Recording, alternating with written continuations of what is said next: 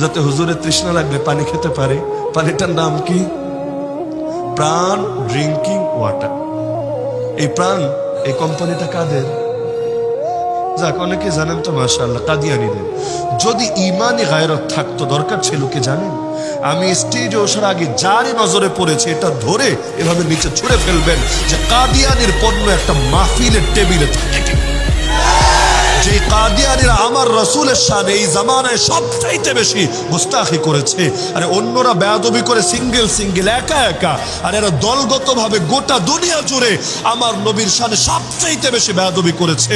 আমার নবীর খাতমে নবুয়তের চাদর ধরে তারা হাজরা করেছে। আর আমার নবীর ভাষায় এদেরকে দাজ্জাল বলে। রাসূল বলেন কিয়ামতের আগে 30টা দাজ্জাল আসবে যারা নিজেকে নবী বলবে, অথচ আমি সর্বশেষ নবী, আমার পর আর কোনো নবী আসবে না। তো কাদিয়ানীদেরকে ভালোবাসতে হবে না ঘৃণা করতে হবে? ওদের পক্ষে দাঁড়াতে হবে না ওদের বিপক্ষে যুদ্ধের ঘোষণা দিতে হবে?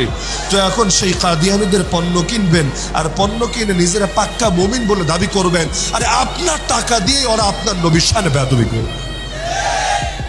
ইসরায়েলের পণ্য কিনলে যেমন ইমানদারির পরিচয় হয় না, কেন আমাদের ভাইদেরকে মারে? কাদিয়ানির পণ্য কিনলে, যে কাদিয়ানে আমাদের ভাইদেরকে না আমার নবীর বিরুদ্ধে যুদ্ধ করে, ওই কাদিয়ানির পণ্য কিনলে এটা কোন টাইপের ইমানদারি হয় আমাকে বুঝতে? তো ন্যূনতম ইমানে গায়রত থাকলে, যে জানে না আমি তারটা ধরলাম, যে জানে না তার তো এখানে কিছু করার নেই, আল্লাহ তাআলা অপরগতকে ক্ষমা করতে পারেন। কিন্তু যে জানে, প্রাণ আরে ফেলে এই কোম্পানিগুলো, এগুলো কাদিয়ানি কোম্পানি, এবং এখান থেকে বড় একটা অংশ ওদের এই নিকৃষ্ট মতবাদ প্রচারের জন্য যায়, সে কোনো একজন মুসলমানকে কাদিয়ানি পণ্য কিনতে দেখে চুপ থাকে কি? এই যেমন অনেক রেস্টুরেন্টে সিরেফ ইসরায়েলি পণ্য বিক্রি করার কারণে আমাদের ভাইয়েরা সিলেটে প্রতিবাদ করেছে। এমনকি জানিয়েছে যে যেমন সিলেটে একটা বিরানের দোকান ছিল কাচ্চিডাই, ওখানে তারা বাইরে থেকেও কোনো পানি অথবা কোনো ঠান্ডা পানীয়, যেটা আর কি সফট ড্রিঙ্কস, নিয়ে যেতে দিত না। আর ওদের ভিতরে ইসরায়েলি আইটেম ছাড়া কোনো আইটেমই ছিল না।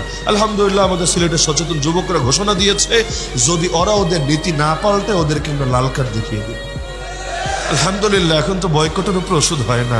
ওই পেঁয়াজের দাম বেড়ে দ্বিগুণ হয়েছিল, সবে উদ্যোগ নিয়েছে 1 সপ্তাহের জন্য পেঁয়াজরে 3 তালা। আমরা এই গুদামের পেঁয়াজ কিনবো না, একান্ত যদি কিনতে বাধ্য হই নতুন পেঁয়াজ কিনবো, যেগুলো মাত্র এই ক্ষেত থেকে উঠে এসেছে, গুদাম থেকে আসে নাই। তো এখন গুদামজাত করে ওরা কয়দিন রাখতে পারে আমরা দেখবো। পেঁয়াজ তো আর 1000 বছর রাখা যায় না, নির্দিষ্ট টাইম চলে গেলে পচতে শুরু করবে, তখন ওর গুদামজাতই ওর জন্য কাল হয়ে দাঁড়াবে। তো এখন উদ্যোগ নিয়েছে 1 সপ্তাহ, আমি নিজে ফলো করেছি, 2.5 দিনের মাথায় দাম অর্ধেকে নেমে এসেছে। তো এখন ইসরায়েলের পণ্য নিয়ে যে সেন্সিটিভিটি কাজ করে আপনার ভেতরে, কাদিয়ানির পণ্য নিয়ে যদি কাজ না করে, বুঝবেন আপনিও একজন কাদিয়ানির সহযোগী, নবীর দুশমন। যেখানে স্পষ্ট ইমামরা বলেছেন, মান ওয়াক্কারা সাহিবা বিদআ ফাকাদ আনা আলা হাদমিল ইসলাম, যে ব্যক্তি কোনো বেদাতিকে সম্মান দিল, সম্মান, সে ইসলামের ধ্বংসে অবদান রাখলো।